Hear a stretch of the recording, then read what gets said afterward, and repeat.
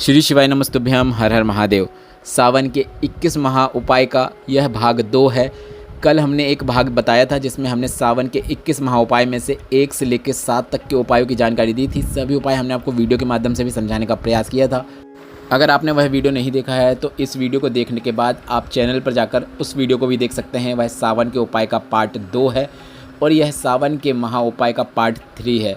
इस वीडियो में हम आपको 8 से लेकर 21 तक के अब सभी उपायों की जानकारी देने वाले हैं। और भी उपाय हैं जो हम आपको आने वाले पार्टों में बताएंगे, पर इस वीडियो में हम आपको उपाय 8 से लेकर उपाय 21 तक, जो कि गुरुजी पंडित प्रदीप मिश्रा जी के सावन के पिछले वर्षों के और इस वर्ष के नए और पुराने उपाय हैं, उनकी जानकारी देने वाले हैं। बढ़ते हैं 8वें विशेष उपाय की ओर। गुरुजी ने कहा, अगर आप सावन के महीने में कभी भी किसी भी दिन मंदिर पहुंच जाते हैं और आपकी मनोकामना आप भोलेनाथ तक पहुंचाना चाहते हैं, पर आपके पास ना एक लोटा जल है, ना एक बेलपत्र है, ना एक चावल का दाना है, ना शमी पत्र है, तो आपको शिवलिंग पर जल जहां से नीचे गिरता है वह स्थान बहुत विशेष होता है। वहां पर अपने हाथ की हथेली का स्पर्श 3 बार करते हुए, 3 बार श्री शिवाय नमस्तुभ्यम बोलते हुए अपनी मनोकामना, अपने दिल की बात, अपना दुख तकलीफ़ और कष्ट भोलेनाथ से बोल देना है। मात्र इतना कर देने से आपके जीवन से कष्ट दूर होना शुरू हो जाते हैं, दुख तकलीफ़ दूर होना शुरू हो जाते हैं और आपके अटके हुए कार्य भी पूर्ण होना शुरू हो जाते हैं, क्योंकि आप पर भोलेनाथ की कृपा होती है। गुरुजी ने शिवलिंग में कई ऐसे स्थान बताए हैं जहाँ पर स्पर्श मात्र कर देने से आपकी मनोकामना पूरी हो जाती है। उन्हीं स्थानों में से यह एक विशेष स्थान है। बढ़ते हैं 9वें विशेष उपाय की ओर।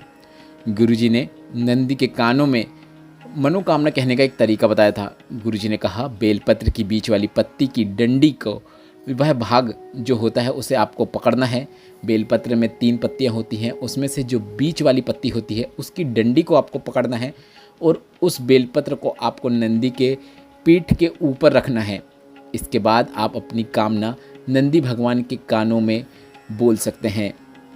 इसके बाद उस बेलपत्र को शिवलिंग में माता अशोक सुंदरी के स्थान पर अर्पित करते हुए आपको चले जाना है। नंदी भगवान के कानों में अगर आप मनोकामना बोलते हैं तो कामना बोलने के पहले आपको ओम बोलना होता है। आप ओम नमः शिवाय बोलते हुए अपनी कामना बोल सकते हैं। जो भी कामना हो वह भोलेनाथ शीघ्र शीघ्र पूरा करते हैं। अब कई लोगों का यह भी प्रश्न होता है कि नंदी के किस कान में मनोकामना बोलना चाहिए, तो हम आपको बता दें, नंदी का जो उठा हुआ पाँव होता है उस ओर खड़े होकर, उस ओर जो कान होता है वहीं पर आपको खड़े होकर अपनी कामना उस कान में बोलना है। यह नंदी के कान में मनोकामना बोलने वाला उपाय आप इस सावन में एक बार तो अवश्य कीजिएगा। वैसे तो आप यह उपाय जब भी सावन में भोलेनाथ के मंदिर जाएं तो तब कर सकते हैं। बढ़ते हैं 10वें विशेष उपाय की ओर। गुरुजी पंडित प्रदीप मिश्रा जी ने अपने पिछले वर्षों की कथाओं में धन संबंधित एक विशेष उपाय बताया था, जिसे आप कर्ज मुक्ति के लिए और धन संपदा वृद्धि के लिए कर सकते हैं। इस उपाय को करने के लिए आपको शमी पत्र की आवश्यकता होगी। 11, 21 या 51 शमी पत्र आपको लेना है। अगर आपको 11 भी मिल रहे हैं तो भी पर्याप्त है। यदि 21 या 51 मिल रहे हैं, ज़्यादा मात्रा में शमी पत्र है, तो कोई दिक्कत की बात नहीं है। इस बात का ध्यान रखना है, शमी पत्र में एक पूरी पत्ती में बहुत सारी पत्तियां होती हैं, तो उस सभी पत्तियों को आपको गिनकर एक शमी पत्र अर्पित नहीं करना है। जो अभी आप हमारे हाथ में देख रहे हैं यह एक शमी पत्र है। इस प्रकार से आपको 11 शमी पत्र की आवश्यकता होगी यदि आप 11 से करना चाहते हैं, नहीं तो आप 21 या 51 शमी पत्र भी ले सकते हैं। यह विशेष उपाय है जिसे आप सावन की जो दशमी तिथि आती है, सावन की दशमी तिथि 2 बार आएगी, कृष्ण पक्ष और शुक्ल पक्ष, तो आप दोनों तिथियों में से किसी एक सावन की तिथि में यह उपाय कर सकते हैं। अब आप अगर पहले आने वाली दशमी तिथि में कर देते हैं तो आपको उसके बाद एक और जो दशमी आएगी उसमें करने की आवश्यकता नहीं है। गुरुजी ने कहा है कि आप दोनों में से किसी एक तिथि में यह उपाय करें। आपको जो शमी पत्र है उसे आपको शहद से भिगा लेना है, मतलब किसी कटोरी में आपको शहद ले लेना है, उसके अंदर आप शमी पत्र को डुबो सकते हैं और डुबो के निकाल के उस शमी पत्र को आपको शिवलिंग पे चिपका देना है। शिवलिंग के चारों ओर चिपकाइए, या फिर जैसे आप शिवलिंग का श्रृंगार करना चाहते हैं वैसे कर सकते हैं शमी पत्रों के द्वारा। यह एक काफ़ी अच्छा धन प्राप्ति उपाय है जिसे आप इस सावन की दशमी तिथि पर अवश्य कीजिएगा। दशमी तिथि के एक दिन पहले भी हम आपको यह वीडियो बनाकर बता देंगे ताकि उपाय देखकर समझने में आपको आसानी हो। बढ़ते हैं 11वें विशेष उपाय की ओर। सावन का पावन महीना है। सावन के महीने में आप प्रतिदिन पार्थिव शिवलिंग का निर्माण करके उसका पूजन अभिषेक कर सकते हैं और शाम तक उसका विसर्जन कर सकते हैं। अगर शिवरात्रि के दिन कर रहे हैं तो आप रात भर पूजन कर सकते हैं और अगली सुबह उसका विसर्जन कर सकते हैं। पर अगर आप अन्य दिन में कर रहे हैं, जैसे सोमवार, मंगलवार, बुधवार या फिर कोई भी तिथि है शिवरात्रि को छोड़कर, तो उसमें अगर आपने पार्थिव शिवलिंग का निर्माण किया है तो उसका आपको शाम तक विसर्जन करना होता है। आप उसे रात भर नहीं रख सकते, क्योंकि पार्थिव शिवलिंग का निर्माण पूजन का भी एक नियम होता है, जो कि गुरुजी पंडित प्रदीप मिश्रा जी ने बताया है, जो कि शिव पुराण में वर्णित है। तो अगर आप इस सावन में पार्थिव शिवलिंग का निर्माण करके पूजन अर्चन करना चाहते हैं तो आप किसी भी दिन पूजन अर्चन करेंगे तो उसका आपको लाभ ही प्राप्त होने वाला है।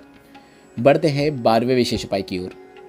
गुरुजी ने हाल ही में पूर्ण हुई शिव पुराण कथा में कहा है, अगर आप काशी नहीं जा पा रहे हैं, केदारनाथ नहीं जा पा रहे हैं, कृष्णेश्वर नहीं जा पा रहे हैं, मल्लिकार्जुन नहीं जा पा रहे हैं, तो आपको निराश नहीं होना है।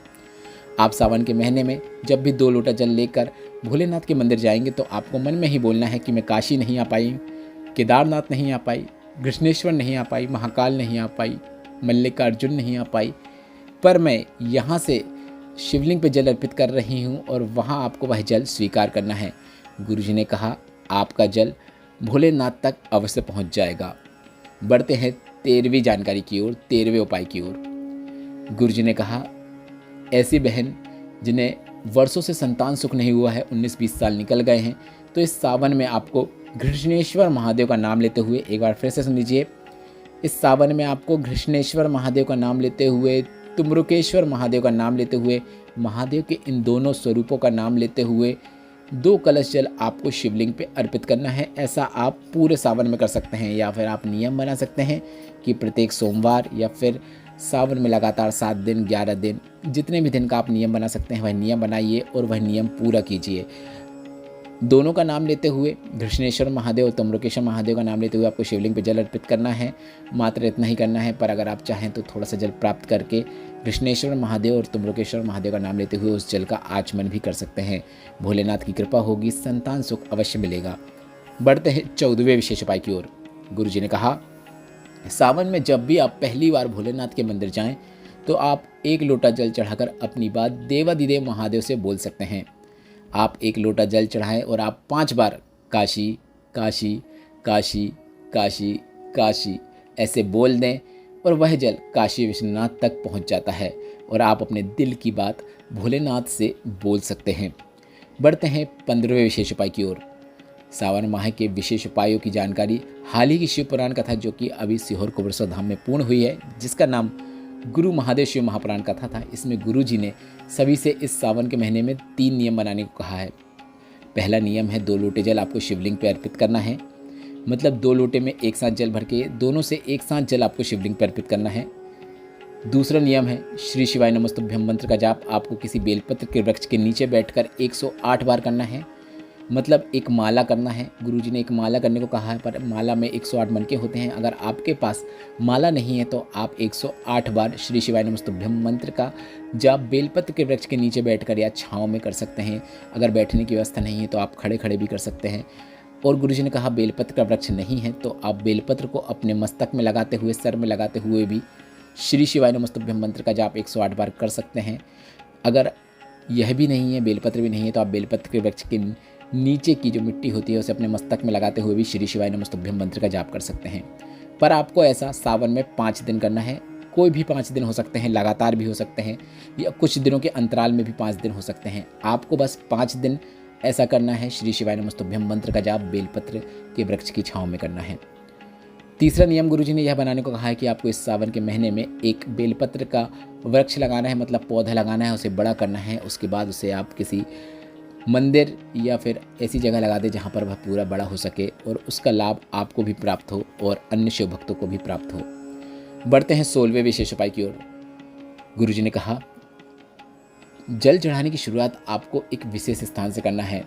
यह एक ऐसा उपाय है जिसे करने से 7 दिन में आपकी मनोकामना पूरी हो जाती है। इस उपाय को करने के लिए आपको कहीं पर जाने की आवश्यकता नहीं है। आपके घर के नज़दीक में जो शिवालय है, भोलेनाथ का मंदिर है, वहाँ पर भी जाकर आप यह उपाय कर सकते हैं। 7 दिन में जितने भी जीवन के दुख, तकलीफ और कष्ट हैं वह दूर हो जाते हैं। बस आपको जल चढ़ाना है, 1 कलश से जल चढ़ाना है, पर एक विशेष तरीके से चढ़ाना है।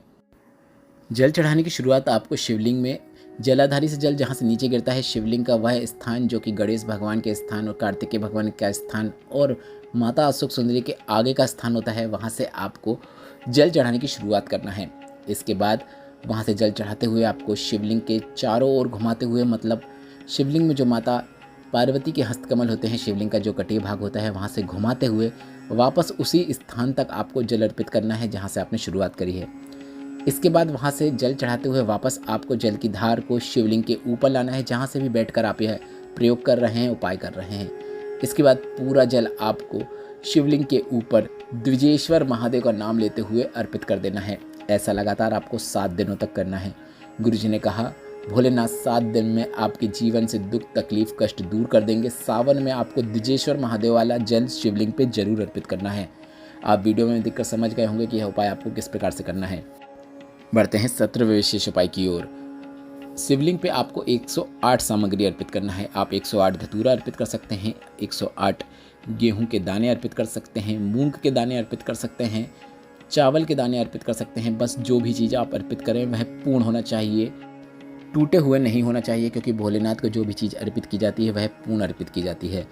आप बहुत सारी सामग्री 108 के रूप में अर्पित कर सकते हैं और इसके बाद श्री शिवाय नमस्तुभ्यम बोलते हुए आपको अर्पित करना है। इसके बाद आप अपनी कामना कर सकते हैं। पर अगर आप एक बार भी कामना कर रहे हैं और बार बार आप 108 सामग्री शिवलिंग पर अर्पित करना चाहते हैं तो आपको हर बार भी मनोकामना करने की आवश्यकता नहीं है, वह भोलेनाथ अपने आप समझ जाते हैं।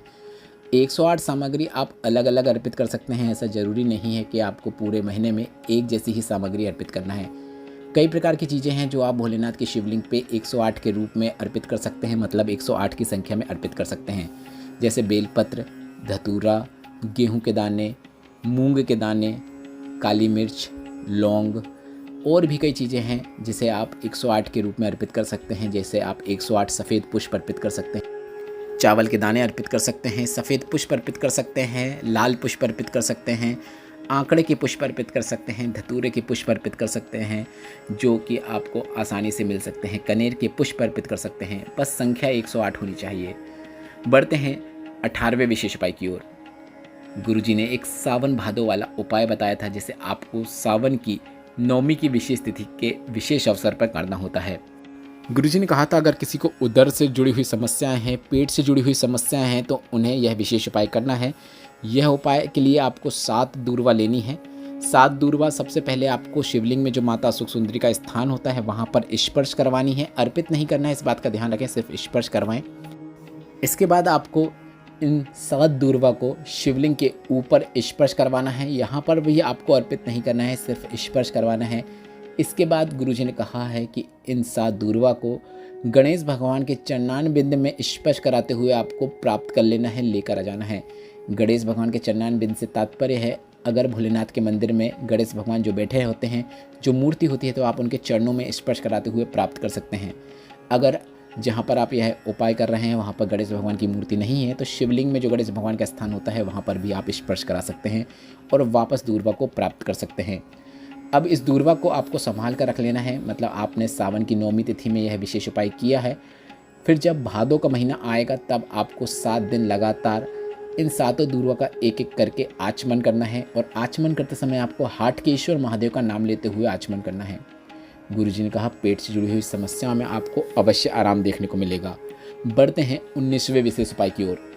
सावन में भोलेनाथ के मंदिर में आप पहुंच गए हैं, आपके पास कुछ भी नहीं है तो एक ऐसा स्थान है जहां पर आप स्पर्श करते हुए अपनी कामना करते हैं तो वह कामना सीधे भोलेनाथ तक पहुंचती है और भोलेनाथ वह कामना पूर्ण निश्चित कर देते हैं। गुरुजी ने कहा शिवलिंग में माता सुख सुंदरी के स्थान से लेकर शिवलिंग के मध्य का वह खाली स्थान जो कि 64 योगिनियाँ, अष्ट सिद्धियाँ, 9 निधियों का स्थान होता है, वहाँ पर अगर आप स्पर्श करते हुए अपनी कामना करते हैं तो वह कामना शीघ्र अतिशीघ्र पूरी होती है। तो यह विशेष उपाय भी आप सावन में कभी भी किसी भी दिन कर सकते हैं। बढ़ते हैं 20वें उपाय की ओर। अगर विशेष स्थानों की बात की जाए तो आप भोलेनाथ के मंदिर में जाने के बाद नंदी के दोनों सींगों के ऊपर से, मतलब आपको नंदी के दोनों सींगों के ऊपर अपने हाथ की दोनों उंगलियां रखना है, एक अंगूठा रखना है और अंगूठे की बाजू वाली उंगली रखना है और उसके मध्य से आपको भोलेनाथ की शिवलिंग का दीदार करना है, भोलेनाथ की शिवलिंग को देखना है। गुरुजी ने कहा इस प्रकार से देखते हुए श्री शिवाय नमस्तुभ्यम बोलते हुए अगर आप कोई कामना करते हैं तो वह कामना भी भोलेनाथ शीघ्र पूरी कर देते हैं, क्योंकि आपकी कामना में उस समय नंदीश्वर का भी बल विद्यमान रहता है। तो अगर आप भोलेनाथ के मंदिर में जाएं, नंदीश्वर हैं, तो वहाँ पर आप नंदी के सींगों के बीच से भोलेनाथ के दर्शन अवश्य कीजिएगा। बढ़ते हैं 21वें और अंतिम जानकारी की ओर। सावन की पंचमी तिथि में चढ़ाई गई शमी पत्र को अगर आप आस्तिक मुनि का नाम लेते हुए प्राप्त कर लेते हैं, मतलब अगर चढ़ी हुई है तो प्राप्त कर सकते हैं आस्तिक मुनि का नाम लेते हुए, अगर नहीं है तो आप चढ़ाएं, उसके बाद आप आस्तिक मुनि का नाम लेते हुए शमी पत्र को प्राप्त कर लें। पर कब? सावन की जो पंचमी तिथि आती है तब प्राप्त करके आपको उसे अपने घर पे लाकर दरवाजे के ऊपर चौखट पर रख देना है। किसी कपड़े में भी लपेट कर रख सकते हैं।